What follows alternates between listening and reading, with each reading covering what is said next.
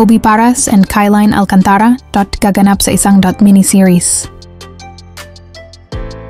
Meron tayong aabangan kina Kobe and Kyline simula September 28 hanggang October 1, 2024. Ang kanilang time slot every 12 p.m. at 6 p.m. 3 days natin mapapanood. Si Kyline ay gaganap bilang Luna. At makakasama na nga rin niya ang kanyang great friend. Si Kobe ay gaganap bilang Pen. Kaya meron tayong aabangan.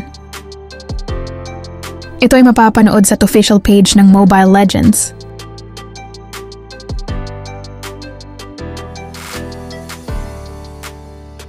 And first time natin mapapanood si Kobe na arte sa isang series. Ito ay kasama sa pagdiriwang ng 8th anniversary ng MLBB.